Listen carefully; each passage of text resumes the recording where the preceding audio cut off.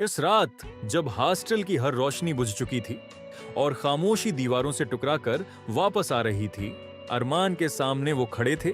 55 साला सुपरवाइजर, लंबा कद, चौड़े कुंधे, हल्की सफेद मूंछें और दाढ़ी, मजबूत और बालों से भरा हुआ भारी जिस्म। अरमान ने जैसे ही उनको देखा, उसके दिल की धड़कनें तेज हो गईं और उसके जिस्म में एक अजीब सी लहर दौड़ गई। उसने धीमी आवाज में कहा, सर, मुझे डर लग रहा है। वो हल्का सा मुस्कुराए और कमरे का दरवाजा बंद करते हुए नरम लहजे में बोले, डरने की जरूरत नहीं है अरमान। कभी कभी जिंदगी हमें ऐसा मौका देती है जहां हम खुद को बेहतर तरीके से समझ सकते हैं। ये वो रात थी जहां एक खामोश मुलाकात एक गहरी कहानी में बदलने वाली थी, मगर यह सब अचानक नहीं हुआ था। उसके पीछे छुपी है एक खामोश शुरुआत। आइए वहीं से कहानी शुरू करते हैं। दोस्तों, ये कहानी है अरमान और एक तजर्बाकार 55 साला हॉस्टल सुपरवाइजर की। अरमान एक 20 साल का नौजवान था, गोरा, पुरकशिश और मासूम सी मुस्कुराहट रखने वाला। उसे एक बड़े शहर के इंजीनियरिंग कॉलेज में दाखिला मिले अभी चंद ही दिन हुए थे। नया शहर, नए लोग, नई जिंदगी, सब कुछ उसके लिए एक ख्वाब जैसा था। पहली रात जब वो हॉस्टल पहुंचा तो सीनियर तलबा ने उसे कुछ पुरानी बातें सुनाई। किसी ने कहा, यहाँ के सुपरवाइजर बहुत सख्त हैं। किसी ने बताया, उनकी एक नज़र ही काफ़ी होती है सबको सीधा रखने के लिए। अरमान खामोशी से सब सुनता रहा, मगर उसके दिल में खौफ के बजाय एक अजीब सी जस्तजू जाग उठी।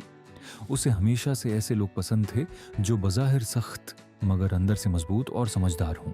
कुछ दिन तक सुपरवाइजर साहब छुट्टी पर रहे और अरमान के दिल में उनकी एक तस्वीर बनती रही।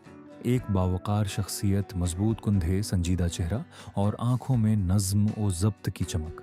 फिर एक सुबह सब बदल गया। हल्की सी रोशनी कमरे में दाखिल हुई तो अरमान की आंख खुल गई। नींद पूरी न होने के बावजूद उसने सोचा कि थोड़ी देर के लिए चहलकदमी कर ली जाए। खामोश हॉस्टल के सुनसान राहदारियों से गुजरते हुए उसके कदम खुद ब खुद छत की तरफ बढ़ गए। छत का दरवाजा हल्का सा खुला था। उसने धीरे से धुका दिया और अंदर दाखिल हो गया। ठंडी हवा ने उसके चेहरे को छुआ, मगर अगला मंजर देखकर वो वहीं रख गया। छत के एक कोने में उभरती हुई सुबह की रोशनी में एक शख्स वर्जिश में मसरूफ था। वो कोई आम शख्स नहीं था, यही हॉस्टल के सुपरवाइजर थे। सादा लिबास में पसीने की हल्की चमक के साथ वो एक मजबूत और बावकार शख्सियत लग रहे थे। उनकी हरकत में अजीब सा सुकून और एतमाद था, जैसे हर हरकत में बरसों की आदत और नज्म पोशीदा हो। अरमान की नज़रें बेअख्तियार उनकी तरफ खंचती चली गईं। वो खुद को रोकना चाहता था, मगर इस मंजर में एक अजीब कशिश थी। कोई शोर नहीं, कोई दिखावा नहीं, बस खामोशी में छुपी हुई ताकत। हर बार जब वो वजन उठाते, उनके चेहरे पर संजीदगी के साथ एक सुकून झलकता, जैसे वो सिर्फ जिस्म नहीं, अपने अंदर की दुनिया को भी संभाल रहे हों। अरमान को लगा जैसे वक्त थम सा गया हो।